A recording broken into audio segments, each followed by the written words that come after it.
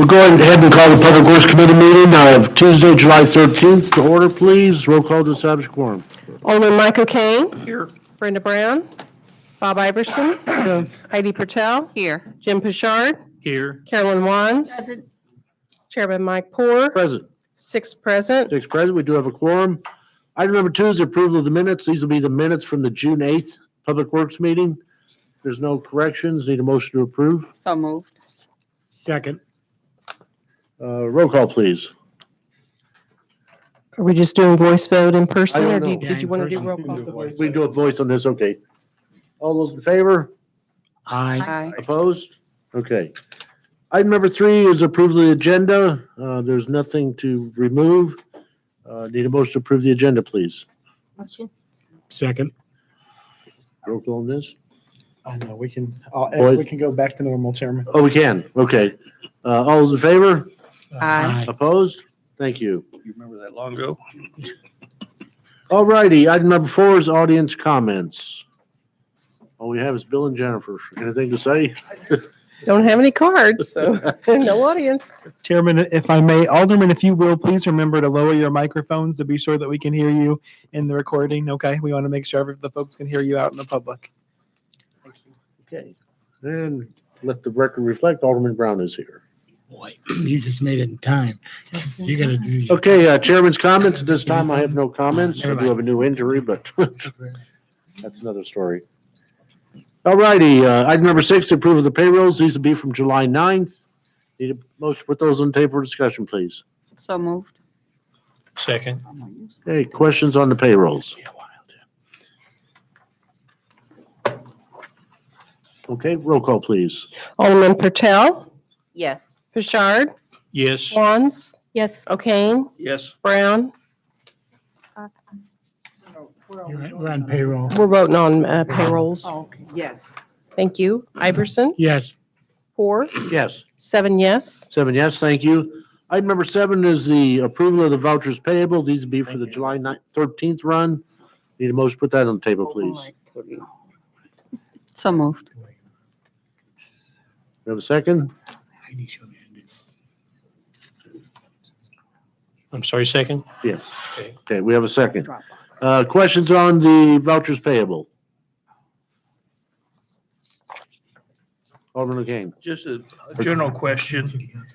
The Danville Sanitary District charges, What page you on? well, they're on several pages. Oh, okay. They're right around $6,021 or something like that, several times. Has that gone up? Seemed like it used to be $8,000 one time, and now it looks like it's $6,000 twice in each area. Or is it going down, or has that changed any? Since things have, since we got 2 bills and stuff? No, I'm not sure if I'm supposed to press it and it works or not press it and it works, but the answer to that is our rate for billing is I'm not sure. I don't know if they're down low or what, but it's hard to hear tonight, guys. anyway, the rate for our billing, for billing and collection services with Danville Sanitary District changes effective January 1 of every year, and they, on invoicing us, did not change the rate from January to now. So there's a correction on this last invoice for the rate change, which is why it's higher this month than it would normally be. So next month it will be going back down to the normal rate, but that is why it's higher across those 3 funds Okay, for correction. thank you. Other questions on vouchers payable? Okay, seeing none, roll call, please. Alderman Pashard.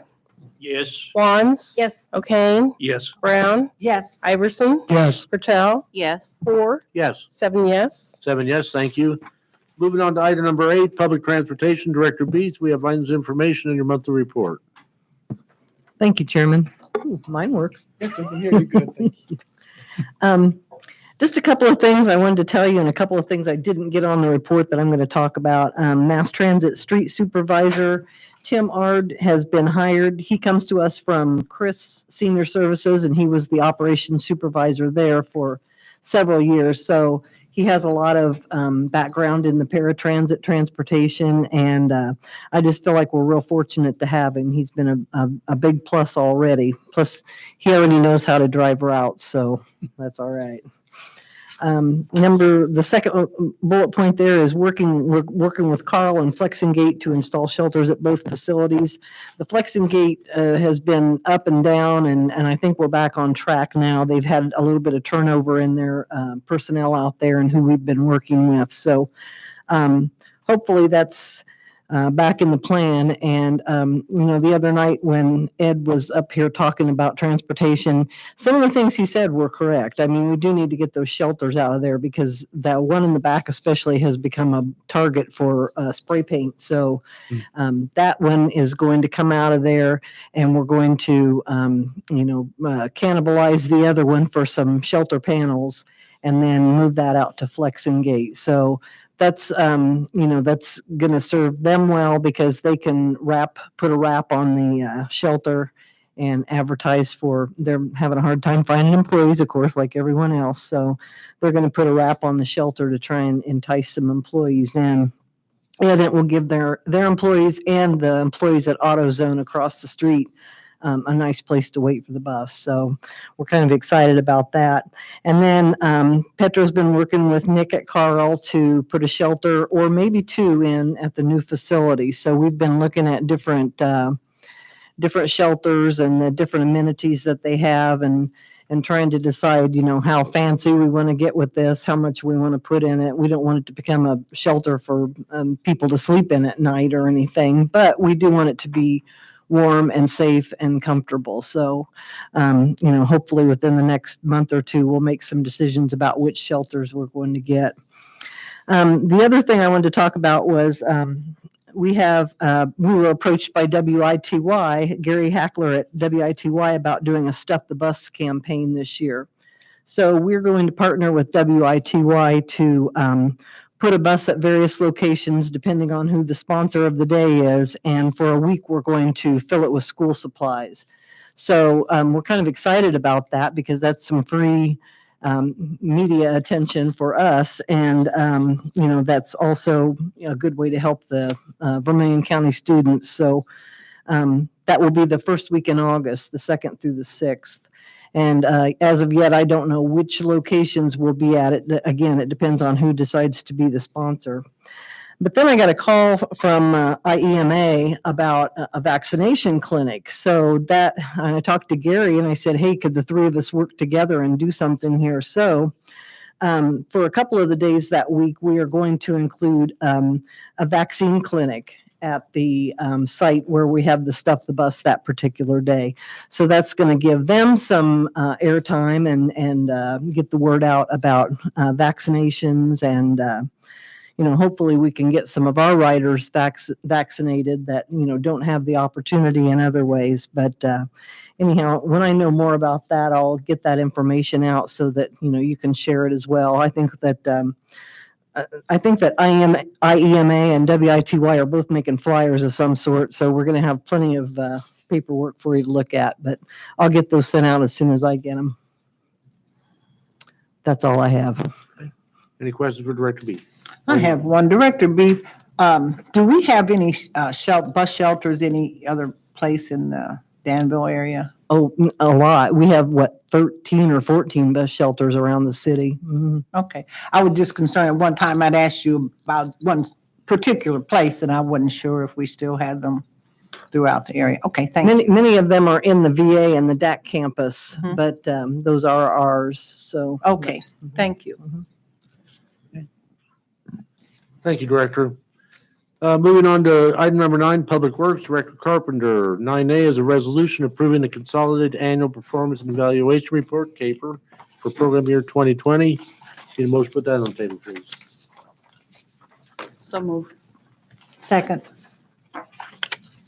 Oh, there he is.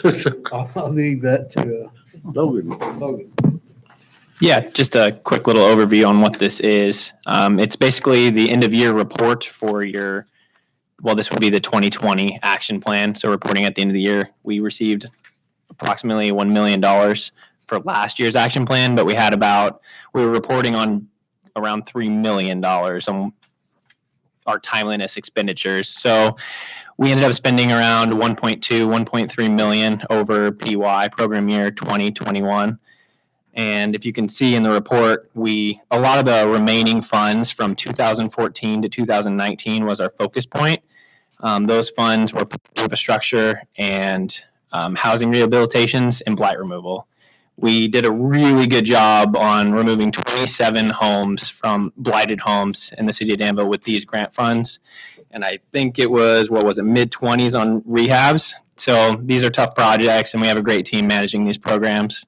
We feel like that was a good accomplishment.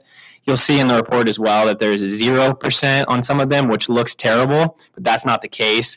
These projects were going throughout the whole program year. They just hadn't finished yet. So you'll see public facilities, there was nothing reported. Well, that just finished last month, so we couldn't report upon that. It was a very successful year for us, in my opinion, and we're going to keep growing the program. Logan, in the public facilities was for Laura Lee Fellowship House, correct? Correct. Questions? Okay, roll call, please. Alderman Wands, Yes. O'Kane, Yes. Brown, Yes. Iverson, Yes. Bertel, Yes. Bouchard, Yes. Poor, Yes. 7 yes. 7 yes, thank you. 9B is a resolution appropriating motor fuel tax funds for improvements to Section Street and amending the motor fuel tax budget. Need a motion to put that on the table, please? Move to approve. Second. Questions?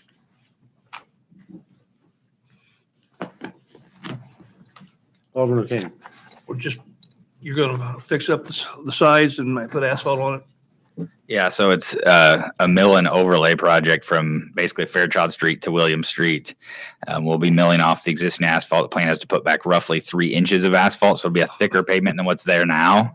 There is a concrete base there, which especially at the south side is in extremely poor condition. We'll probably have to do some patching, maybe a little bit of entrance work, and some ADA, just curb ramp upgrades near the end. So that's the plan. And we did receive, this is a project that we submitted for truck access route funding because that area, it's got a concrete plant down it. It's got a towing and impound lots and things like that. So it does see a lot of truck traffic. So the state makes available additional funds for upgrades like this. So Is that gonna create more work as railroad tracks? not really. It should just be a minor mill and overlay up to the tracks. So Yeah, I just didn't know if you meet designated standards where the railroad had to. yeah, this one that's a really low volume track. Like they estimate 1 train per week is what goes through there. So That was fun. it shouldn't be very complicated. I I'm didn't sure even- we'll have to pay for railroad insurance, I'm sure, but it should be very minor. So I didn't even know 1 a week went through there. I didn't think it Yeah. was used at all anymore. my understanding is it's used to occasionally move load down to, I believe, Lebanon Seaboard or Okay. down there on Ross Lane. So Okay. Other questions? Roll call, please. Vice Chairman O'Kane, Yes. Alderman Brown, Yes. Iverson, Yes. Bertel, Yes. Bouchard, Yes. Wands, Yes. Poor, Yes. 7 yes. 7 yes, thank you. 9C is a resolution approving funding for public improvements to Logan Avenue south of Madison Street. Need a motion to put that on the table, please? So moved. Second. Questions? Alderman O'Kane? Are we building a new road to Leon's?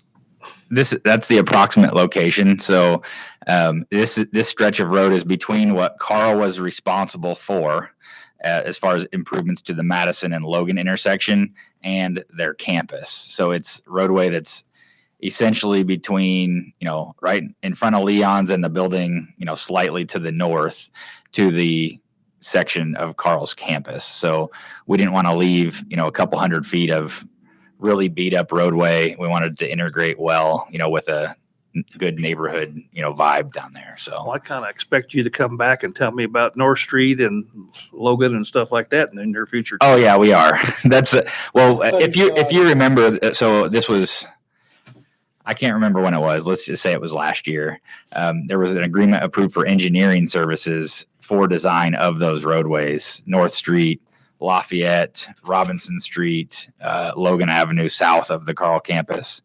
And we wanted to create a cohesive plan to basically arrive at a project that we can all be proud of and, really finish off that area, rehabilitate the roads, and walk away from it with something There nice. still is a Lafayette Street.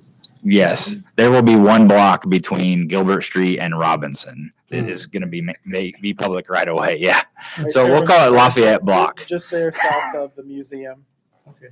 Yeah. The access is the museum and then First Midwest Bank. Yeah. So those are under design, and we're trying to figure out exactly how the construction will be staged based on Carl's progress and funding on our end and other elements. So as that unfolds, we'll be coming back to you with really the next phase would be construction bids. So Are they going to, what are they going to do with that block of Harrison Street on the other side of Gilbert? It goes directly into the Carl. So that one is going to have what we call a hammerhead turnaround, which is essentially kind of like a dead end with a little jut out that you can turn around in. It will basically just serve the local businesses on that block. Okay. Other questions? Okay, roll call, please. Alderman Brown, Yes. Iverson, Yes. Hertel, Yes. Bouchard, Yes. Wands, Yes. O'Kane, Yes. Poor, Yes. 7 yes. 7 yes, thank you. 9D is a resolution approving a roadway agreement with ThyssenKrupp Crankshaft Company LLC and Ameren, Illinois Company for access to and maintenance of International Drive and International Place. Need a motion to put that on the table, please? Move to approve. Second. Questions? Is this just You want me to just to make? give an overview? Yes. Yeah, so ThyssenKrupp actually approached the city requesting that we consider either giving them, this roadway, which we actually were interested in because roadways aren't very profitable business to be in. But what we found was that because of the funding that was used to construct the roadway, they would essentially have to pay the city $2 million, or we would have to pay back $2 million roughly to do that. So their interest is in putting up a security gate to better control, who comes and goes from this area. So we came up with an intergovernmental agreement that will allow them to place a security gate there, provided they do a study that shows that this won't back up traffic onto Lynch Road or cause issues there. It automatically renews. Essentially, they are going to plow it and salt it. We're still responsible for the roadway maintenance. They're responsible for garbage pickup, mowing grass, things like that, in this area. So it really is a win-win for both entities. And either party can essentially back out at any time should circumstances change. We also have Ameren signing on to this because one of their facilities has provided access off of this roadway. So we felt it was appropriate to get their permission to do so as well. So We got a substation there. they have a substation there and some open land, probably for future expansion should they need it. So Other questions? Roll call, please. Alderman Iverson, Yes. Hertel, Yes. Bouchard, Yes. Wands, Yes. O'Kane, Yes. Brown, Yes. Poor, Yes. 7 yes. 7 yes, thank you. 9E is a resolution approving professional service agreement with RJN Group Incorporated for sewer and manhole rehabilitation design engineering. Need a motion to put that on the table, please? So moved. Second. Questions?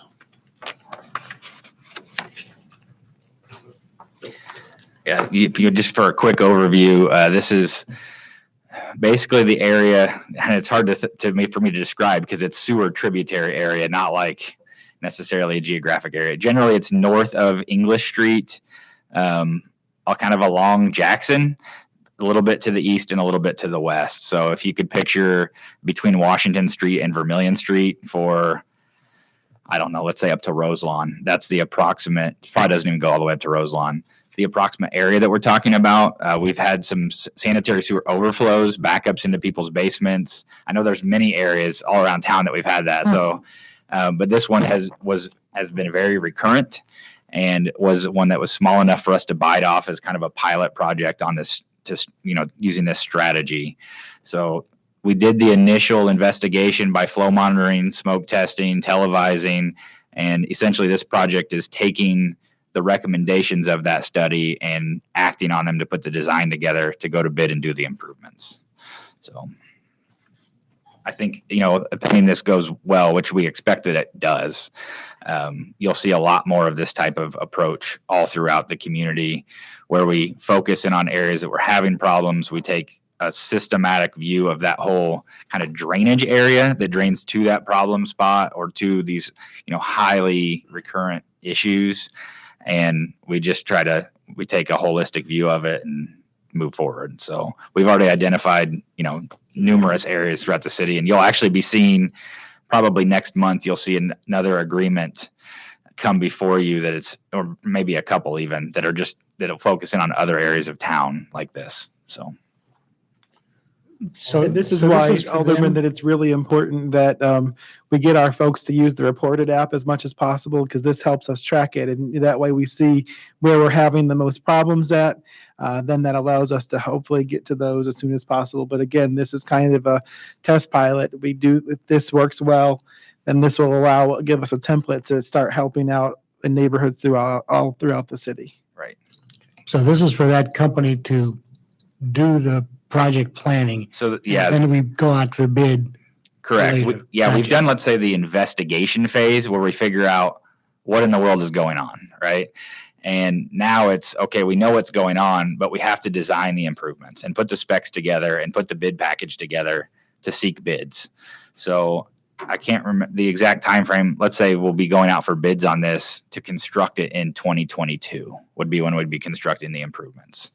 So it's primarily going to consist of sewer lining and then manhole rehabilitation. So we're using what we call trenchless techniques, where this is a case of, we're going to be able to do a project for $50 a foot instead of $250 a foot because we're rehabilitating it ahead of time. Manholes are a similar thing. We're going to be doing improvements to manholes without digging them completely up.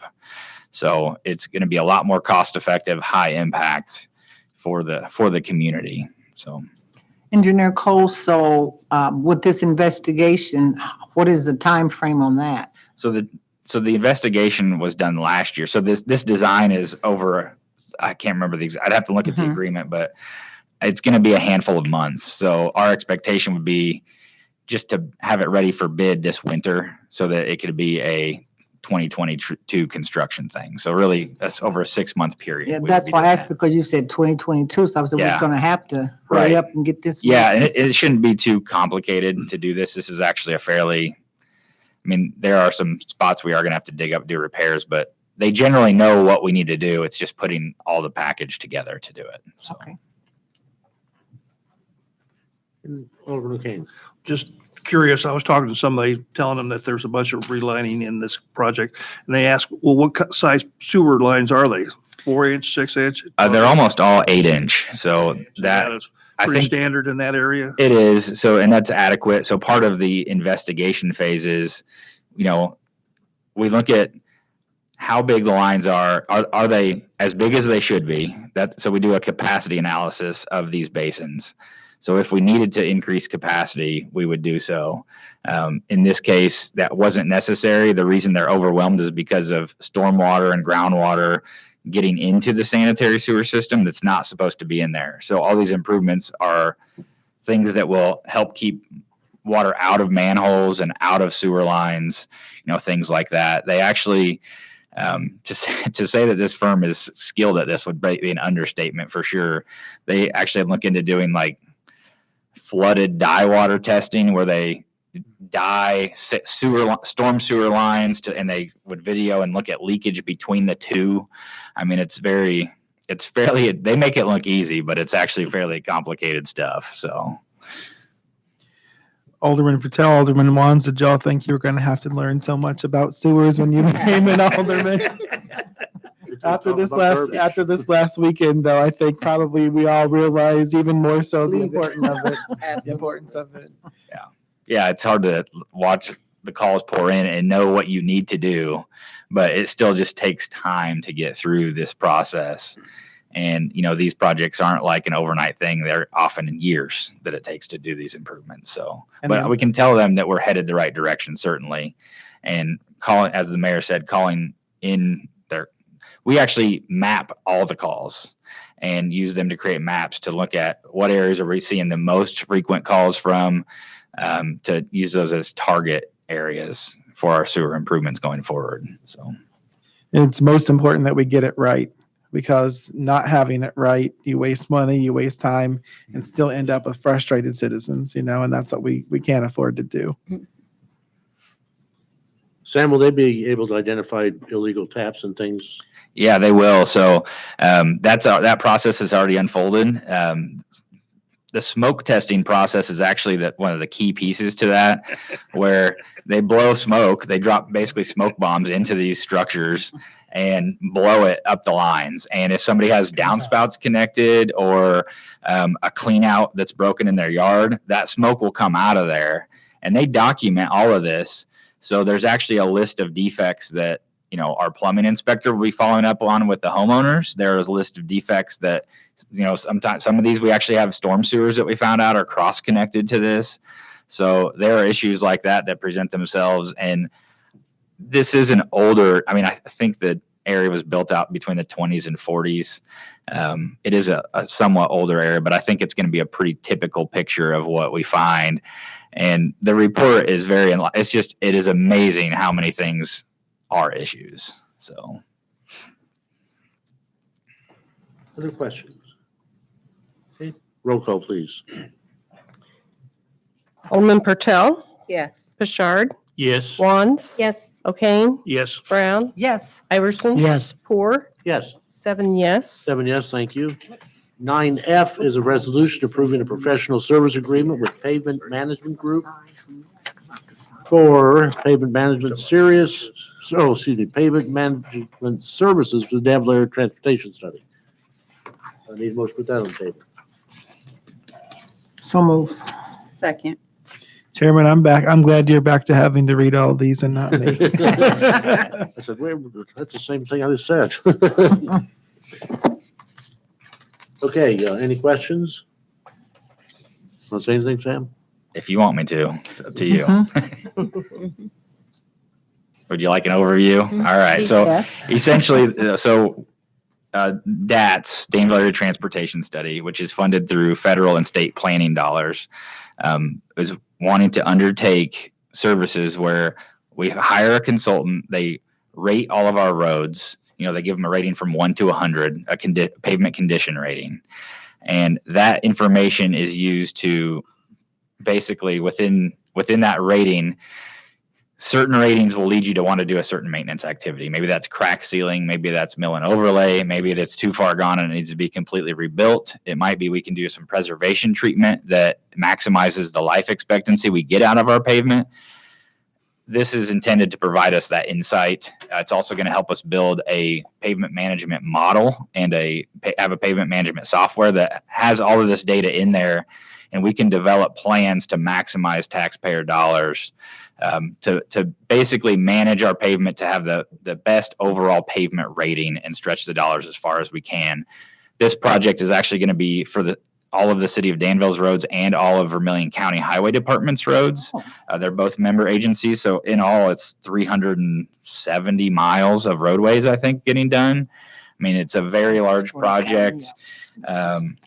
We may see that, spread to some of the smaller communities after this because they're also member agencies, but this is our first process at doing this. Or we've done in-house. We did pavement ratings in-house and we rated them from 1 to 10 2 years ago. And while that provided immense value to us in prioritizing stuff, we need to take it a step further and really take a better strategy.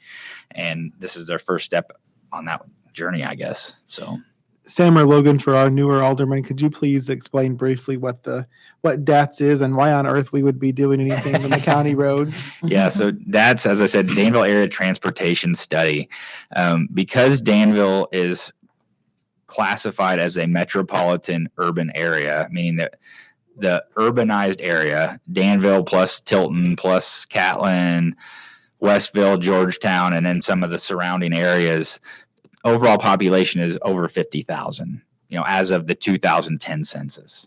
Because of that, the federal government and federal highway department say we have to have an organization that does basically cohesive transportation planning. And they at least make funds available to us at the federal level. The state matches those funds or provides some percentage of a match on those funds. Danville is the host agency, so I act as the director. Logan is on the board, and several of these other agencies that fall within the metropolitan area are acting members as well.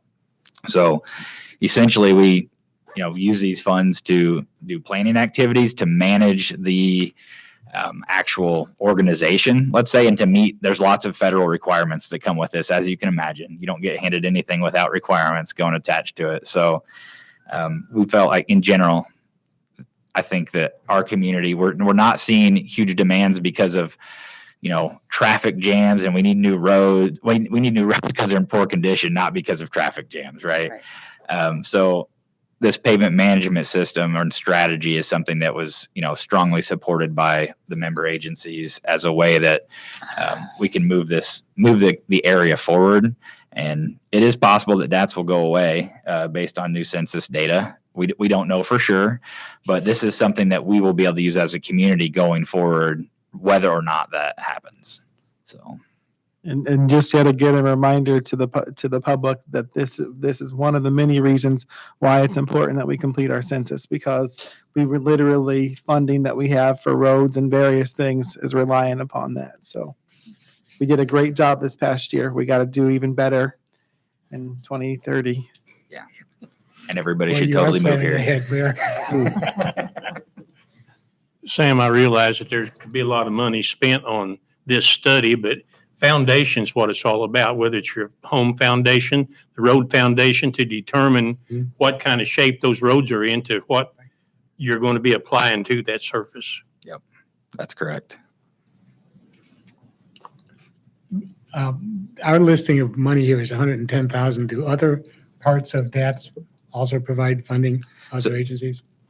Basically, this funding is not coming from the city. This is actually, it's going out. The city of Danville will be paying the fund from our account, but it's federal funds and state funds.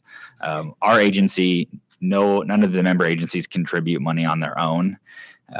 Some agencies, that's not the case. Like in Champaign, they have matching requirements. Our agency has not required that. So You're sort of the bookkeeper of the group. Yeah, well, technically Ashland's is a bookkeeper too. I'm just I don't know what I am. we were the grantee for the entire. It's kind of like how Teen Reach used to be in Vermilion County. One agency received the funding for it. They were responsible for sharing that and working with the other entities to make that happen. Yeah, we're like the managing agency, basically. Right. So, other questions? Okay. Roll call, please. Alderman Pritchard, Yes. Wands, Yes. O'Kane, Yes. Brown, Yes. Iverson, Yes. Patel, Yes. 4, Yes. 7 yes. 7 yes, thank you. 9G is a resolution approving an intergovernmental grant agreement with the Illinois Department of Commerce and Economic Opportunity for the Voorhees and Jackson Street improvements and realignment. Need a motion to put that on the table, please. Move to approve. Second. Been moved and seconded. Questions? Chairman, I have one. Sam, is this a roundabout? And Only because I want to make sure that this gets paid attention. in a roundabout way, no, it's not. Oh, boy, that was really. It's a realignment of the intersection. Can you provide a little bit of detail so that the public can be clear about this? Yes, it is not a roundabout. It is a realigned intersection. So I guess roundabout fans will be disappointed forever, and those who hate them will be so happy. But anyway, it will widen the intersection out in most directions to make it easier to make the turning movements there. It'll make it so that, it will be at a little bit of a skew, let's say, instead of offset the way that it is now. In general, you probably all recall we applied for fast track money or whatever through Rebuild Illinois. This was probably over a year ago, and it was needed to be shovel ready and built within 90 days, started within 90 days. And here we are about a year later, and we got the grant agreement from them. So anyway, at this point, we're not planning to bid this year because we would not be able to get it constructed. We will plan on bidding it this winter and constructing it next year, so we get better bid prices and don't take up multiple construction seasons. So I hope. I know it's painful to drive through there. Trust me, especially knowing that we have the funding and it's just waiting. We're about better bids with all the money we're supposed to be spending in other areas. Well, that's true. From the contractors I've spoken with, they've got a lot going on, and it's not. Everybody's been seeing really high bid prices, and I think if we get in early, and while people are still booking out their year, that's the goal, that we would bid this like between Thanksgiving and Christmas type thing to be booking it for next year. So, And I think, Sam, you might, as far as the realignment goes, it'd be pretty much the same as what happened over here at Madison and Gilbert Street. Yeah. If you remember that before, how you had to really jog off. Mm-hmm. And if you've driven it now, and if you haven't, you should, because it's a whole lot easier to get across the intersection. And this would be quite similar to that. Yeah. And Adding left-hand turn. yeah, there'll be left turn lanes everywhere except for northbound. Northbound, there's not enough traffic to justify that. And it's all new sidewalks and curb and gutter from near Vermilion Street almost to Washington Street, where the prior Voorhees Street improvements ended. It ties in with the Jackson Street project, to the south. And, we'll go, I can't remember, I want to say it's a Briar Cliff. That's the next one to the north. Stops just shy of Briar Cliff there. So.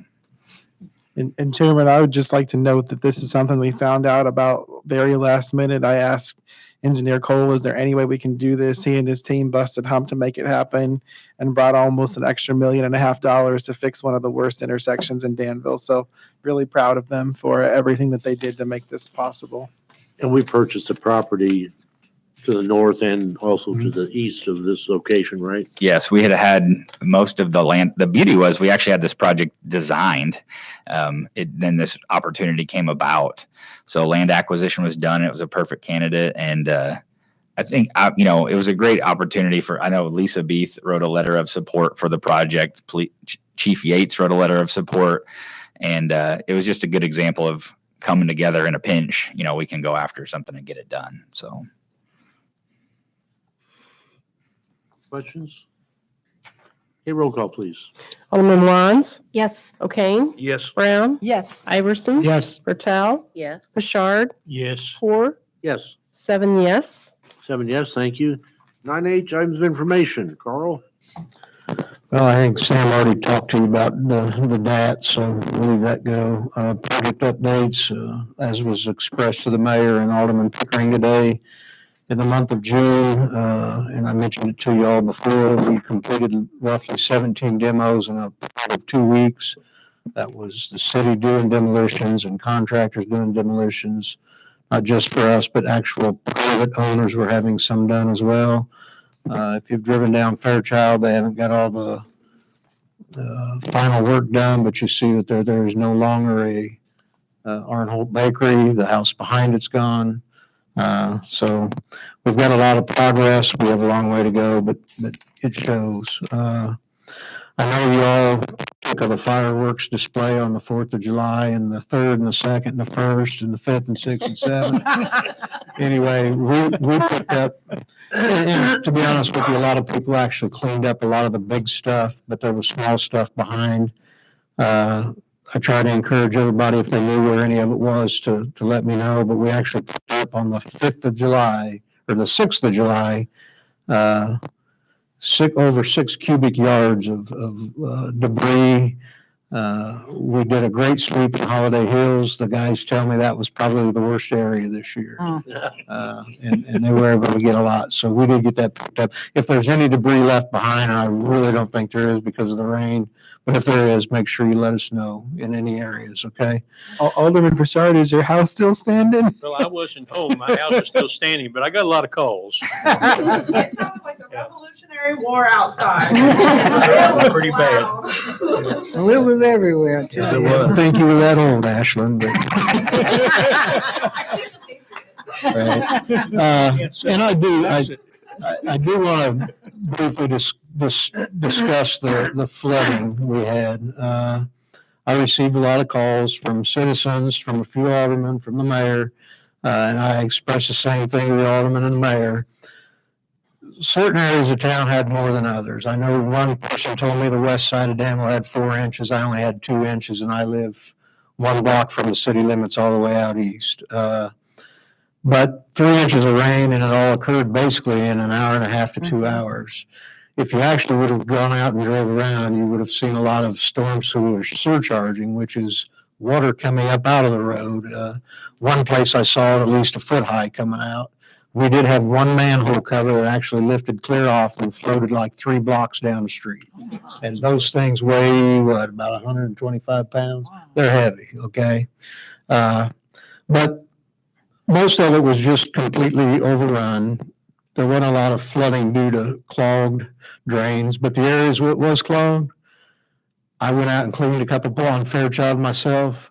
It's grass clippings and just litter. So I would remind, and please media, remind the citizens, it is against city ordinance to throw grass clippings from your yard out in the street.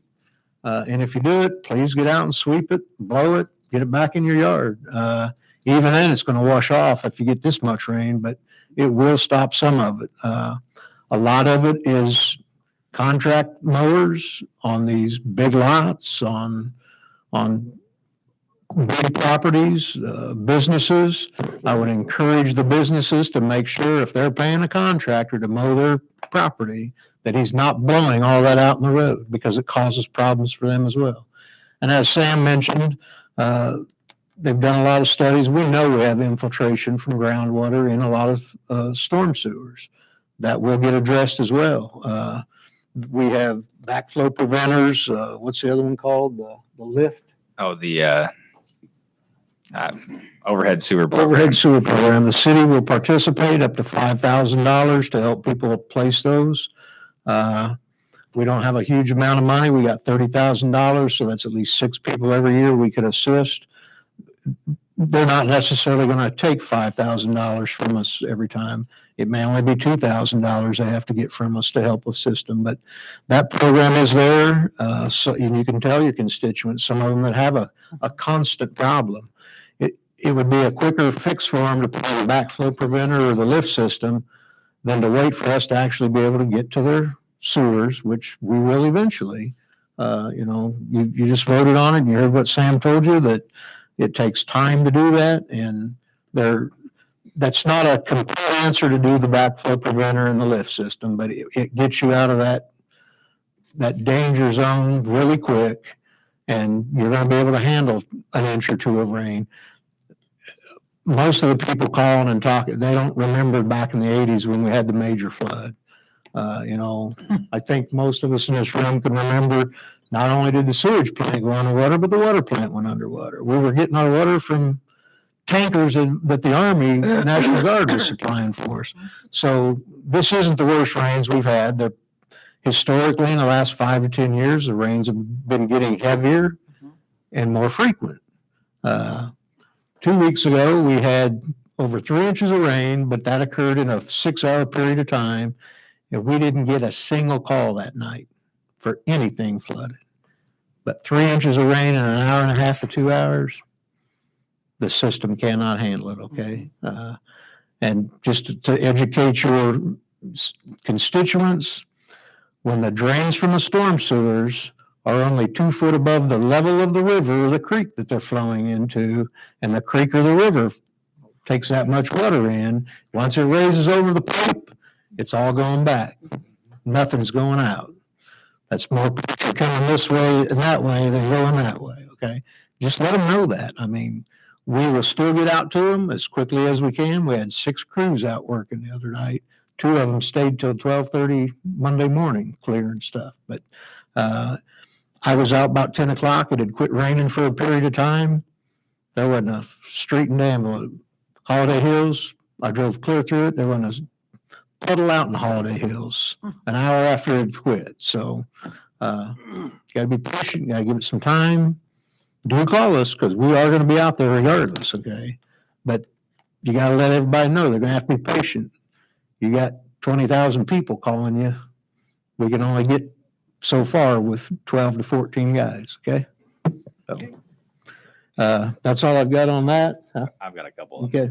So just to update on that one too, we did have, during that last rain event, we did have 5 sanitary sewer overflows, meaning sanitary sewers either backed up onto roads or, something happened there. So that was a pretty extreme event for us. I mean, it's not uncommon that we have 1 or 2 during a given event, but we do report those to IEPA. We're required to, and we map those as well. And those will be areas that we continue to monitor and act on as we go forward. So just a couple other updates. A while back, we had, I believe I told Mayor about this. We had submitted for grant funding on 3 different projects. One of them was the shared use path down Voorhees Street in Bowman, kind of in the Voorhees Street area. We did not get selected for funding on that one. We were very close to the funding scoring. They just commented that they'd like to see us farther along in the design process and to reapply down the road. So we will continue to move on that one. And but we did get good feedback at least. And 2 other ones, we applied for special bridge funding for bridges out on East Voorhees Street a while back. And we were selected for one of them. That's the East Voorhees Bridge over Lick Creek, which is the one closest to the curve out there by Krupp and Second Church of Christ. The federal funding that we get for that is a little over $1 million. That will pay for 80% of the construction and construction engineering costs for that bridge. The other bridge, they just indicated that we should reapply next year, and they just weren't enough funds to go around. That project, the funding year is like 2025, 2026. So it's a perfect example of how we've got to get out in front of these things well in advance to secure funding for them. So anyway, I think 1 out of 3 I'm happy with. You get $1 million for your efforts. So I consider that a good win. The great thing about that is every time, Sam or anyone from the team is able to secure money from an external source, that means that it's more money that we have here that we can use for other projects locally. So really thankful for their good work. Carl, you want me to go ahead and start off with the Harrison Park update? You can, and then I'll join in. Sure. So as you all know, Brock Burton, who was our longtime superintendent out at Harrison Park, accepted another position at the country club. We took several steps. First and foremost, we did set up 2 things. One was we sent out an RFP to private management companies to solicit possible external management of the course. We also started accepting applications to replace him as an internal employee. After much review and reviewing the applications, Director Carpenter, I believe the best route for us to go is going to be to hire a person a superintendent to work with the city of Danville. So we interviewed several folks the other day. We have a couple of really fine candidates, finalists. There was one application that was received. The individual who receives those was on vacation when it was received, that we also think would be a good fit. So we're going to be interviewing him as well. But we know for sure at this point we have 2 very good qualified candidates. So we're excited about that. Also, the other thing that we're doing is Harrison Park needs a major overhaul. I went out there. I'll be honest, I had been out there for a lot of events, but I hadn't been into the pro shop itself for a good time. And I was very surprised to see that it looked much like it did when I was in high school. So we have closed off the snack side of the operations. Ashlyn and I and Director Carpenter have been working on a plan. We've got that mostly finalized. I think we have, Ashlyn's got the schematics, the color scheme ready for us. I'm okay with those things, but another set of eyes with attention to detail is always good. So hopefully within the next week or two, we will be starting on that project. They'll be restoring or renovating the side that was for food. And then after that's finished, we'll be moving over to the main part of the clubhouse, and operations will move over to that side while we do what's currently the other side of the pro shop. So really excited about that.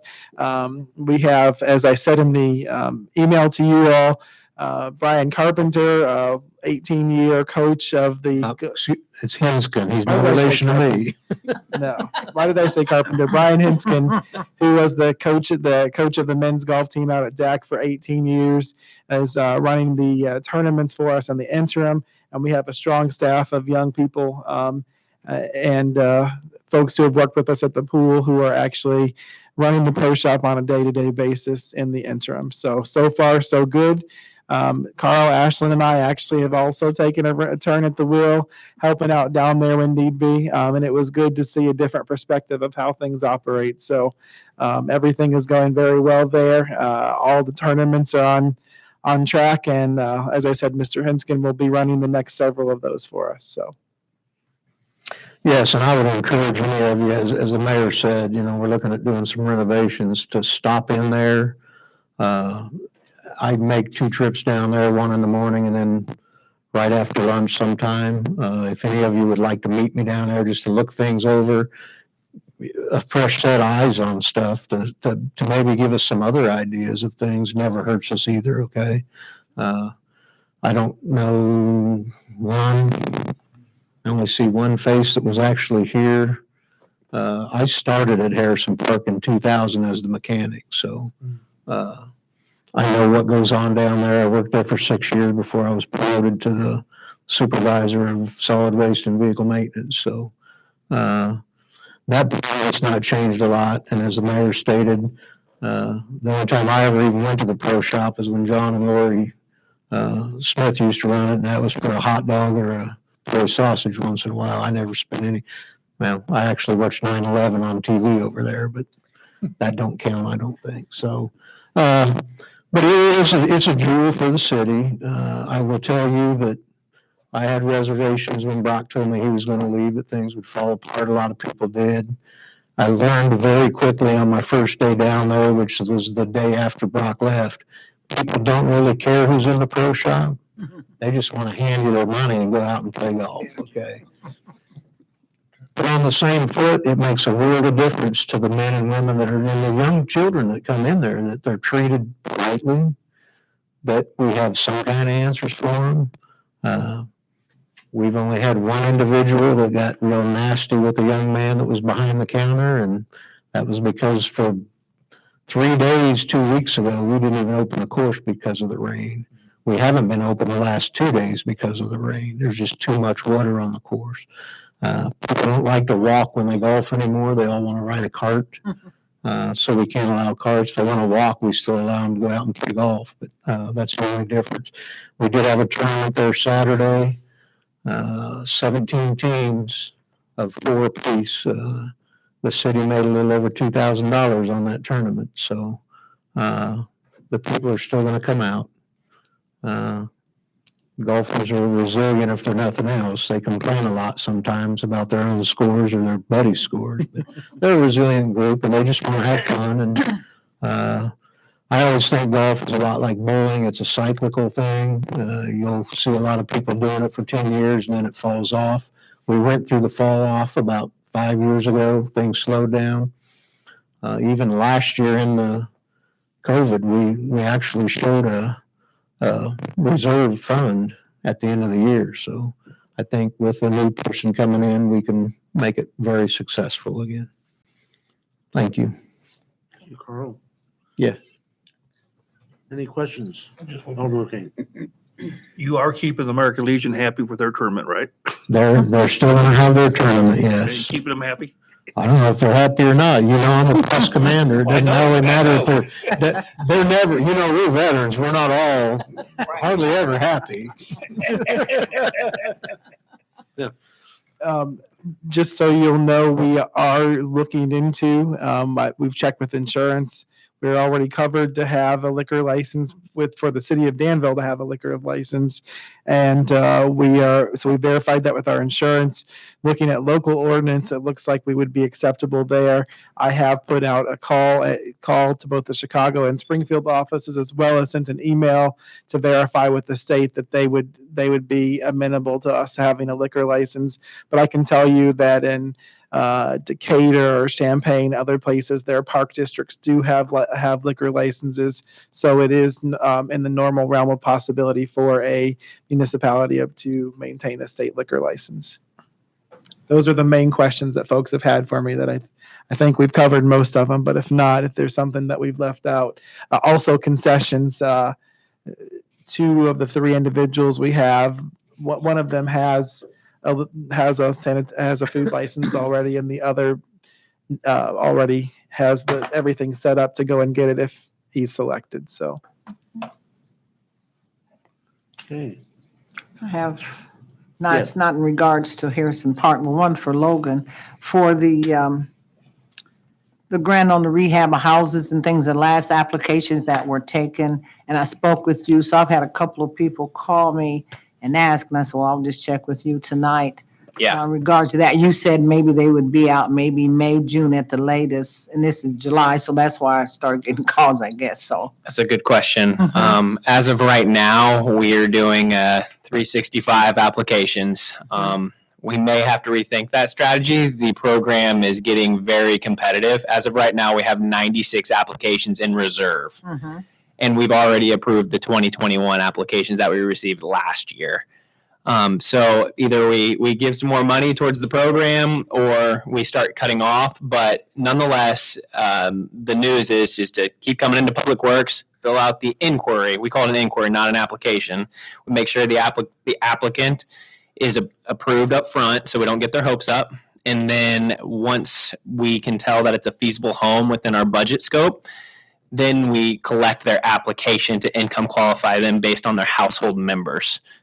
Mhm. So short answer is yes, send them into Public Works or have them give me a call. I'll go through the program and we'll get them in. Okay. And our funding for this year still hasn't been released yet. It still has not been released. Okay. I think COVID slowed down HUD and we haven't received a grant agreement yet. So that's Okay. the other thing, Alderman, is we're still waiting on the release of funds too, so. Okay. Right. So the person that we discussed very well could be approved. We just have no money to allocate towards them yet. Okay, that's fine, that's fine. What, Yeah. what program are we talking about? So this is the Community Development Block Grant. Okay. It's our rehab program, and for 2021 action plan, we allocated, I think it was $264,000 for the program last year. This is to help individuals improve their homes, Alderman Patel. Exterior modifications. Gotcha. Okay, I had another question, and this is in regards to probably Director Carpenter. I was asked this, and I told him I had no idea on this at all. About at one time, they were putting renewing stripes on the roadways in Danville. Are we going to continue with that? Because it said all roads don't have it, and they. We are, Sam can expand a little bit on that as Okay. well. Yeah, so we actually awarded a bid earlier this year for restriping. Mhm. I think it was Bowman Avenue is on there, West Newell Road, Mhm. some pieces of a few others. And so that's part of our program. There are numerous spots throughout town that aren't like big areas that need Mhm. restriped. We kind of continue to evaluate what's the best approach there. And what we did last year and may try to do again this year, given it ever quits raining and our guys get done with asphalt preparations, Mhm. is some of the streets workers may get switched to pavement striping like this fall. So if you have areas of concern or residents have areas of concern, I would encourage you to reach out to myself or Dave Rui, Okay. and we maintain a list of those areas of concern and we try to keep an eye for it, but we don't honestly have a strategy for how to continually assess the condition of pavement striping. Okay. So anyway, that I think people reporting it and expressing concern is the best way we have right now. Sam, that's something that can be entered on reported as well, right? That's correct. You would just enter it as like a streets issue, and that would go to them, and they would forward it to the appropriate people. So Right. Yeah. A lot of times we advise people, or I do, to go to our website and report it. But I think in the past, they're so used to calling an alderman, or if they see an alderman, to stop and talk about a situation. So right. that's, And as alderman, if they do that, so I would encourage you to enter it for them and report it. If you want to relay them to our department, we can do that as well. But I, as the city engineer, use report it to enter my concerns. So Okay. because it helps us document it, sure. and it helps it go to the right person without bombarding them, with a phone call or something like Sure. that. So anyway. But I would want to add, Alderman Brown, is that if your constituents want to use that, if they want us to call them, we have to have a phone number to call them back at. Okay. And sometimes it helps to just put a phone number on there so that if we go out and we don't really see what they typed in, it's real easy to call them and get clarification Okay. or meet them so that they can show us what the issue really is. A lot of times folks will call, will send us, put it in there without their phone number. Or I've noticed this too, and especially with younger folks, they assume that you have caller ID on your, like you do on cell phones. I can't tell you how many times folks have called me and not left a callback number. And if I can ascertain the time, then I can sometimes figure it out on caller ID. But if they haven't left a number, it's hard to get in touch with them, but they want to call back. And I'm like, you didn't leave your number, Okay. Thank you. Okay, anything else? Okay, item number 10, closed session. There is no need for closed session. Item number 11, items of information. I think we've covered that pretty much. Item 12, committee members' comments. Yes, Alderman Watts. Yes, thank you. I would like to just address the recreational vehicle codes that there has been some complaints, a couple complaints on. And I was interested enough that I looked up the codes to see exactly what they read. 150-030E. And it clearly, at least it's clear to me, states that it has about 5 different sections, and that no RV should be used for business or for living, sleeping, or housekeeping purposes while stored, parked in a residential zoning district on a public street. Number 2, it must be legally registered with the state and registered to the tenant or owner of the lot which the object is stored. Number 3, such objects stored or parked outdoors shall be stored parked only in a side or rear yard, excluding side yards on corner lots that adjoin the public street. Such objects, number 4, may be temporarily parked in other required yards for up to 30 days during any calendar year with approval of the zoning administration, provided they are stored on a hard surface. No such objects shall be parked within any public right-of-way for more than 24 hours. To me, this is not open to interpretation. I think it says what it says, and we should approach all cases according to the ordinance, indifferent to who it is. The codes are the rules, and therefore are there for a reason. We should allow our inspectors to enforce them all, or change them.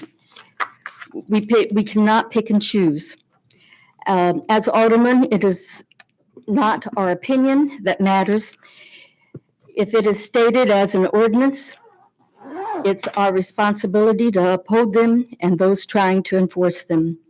It's not our job to micromanage. It is, I feel we have good inspectors and that they are doing a good job, and that they are treating people respectfully, and they are treating people the same. And that's what they need to do, is treat everyone the same. Same rules go for everybody. Doesn't matter if you're who you are. If you're an alderman, if you're a mayor, if you're a director, or who it is, rules are rules, and we need to follow them. And if we can't follow them or don't want them, well, then maybe we need to do some heart searching and see why it is that we're being so objective to our inspectors. Thank you. Alderman Wands, just to follow up, I got a ticket for parking in my yard. I was moving some stuff. My parents are in the process of moving, and I took some stuff into my house. I was tired. I thought I'm going to take a shower, then I'm going to run and get a sandwich. And, I was so tired, I didn't go and get a sandwich. It's hard to believe, right? Woke up the next day and I had a ticket. So what I would like people to know is that just exactly what you said. It doesn't matter if it's the mayor, an alderman, a person who's like the staff. Our ordinances are the ordinances, and we're not picking on somebody because we're asking them to follow the law.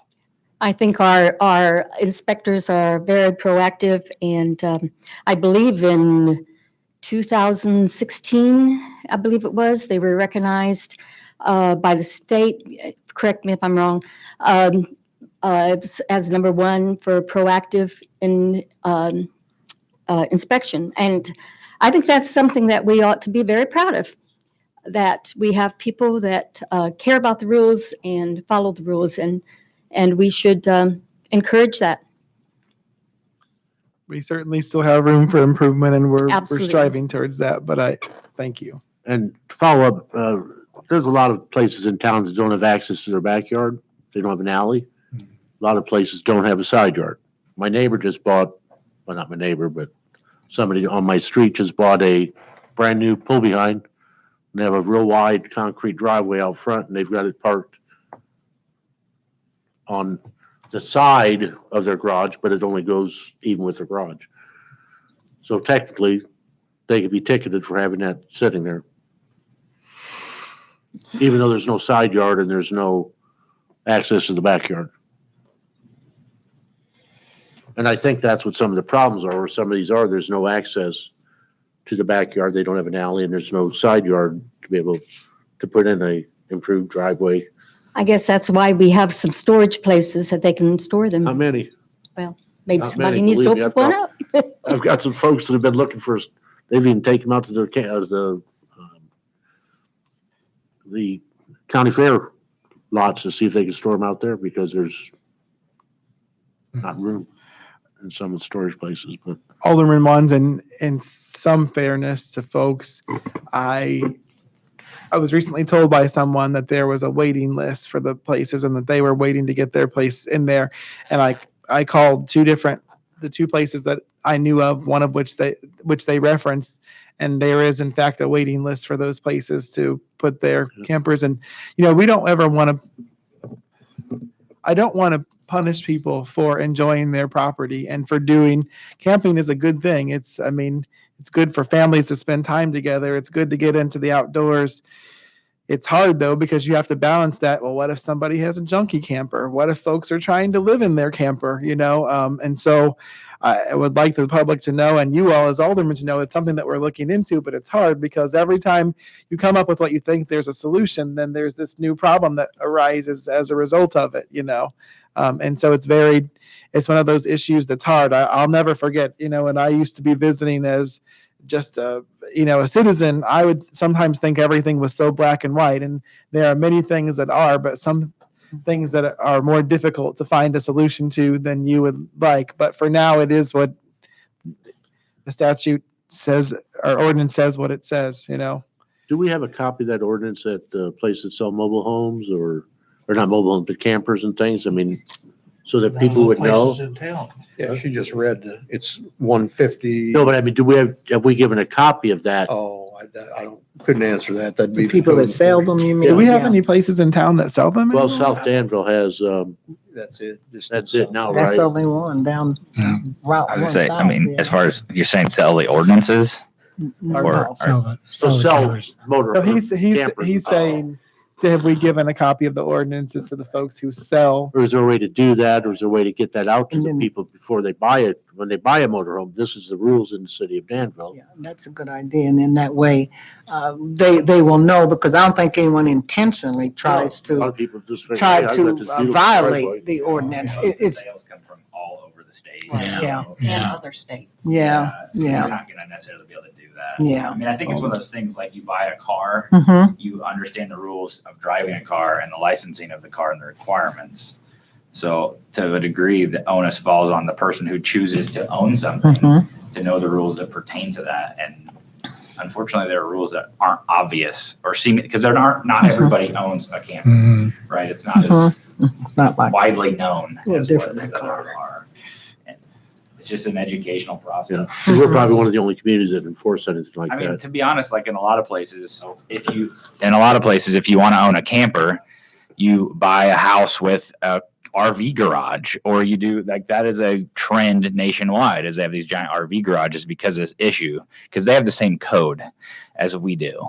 So they build a special garage attached to their house, or you don't buy this property, or you move so that if this is important to you, so that you can accommodate that. And given what we have as an ordinance, that's an unfortunate reality, but it is the reality. So Alderman Brown, I think that you're right. I don't think people are just trying to skirt the law.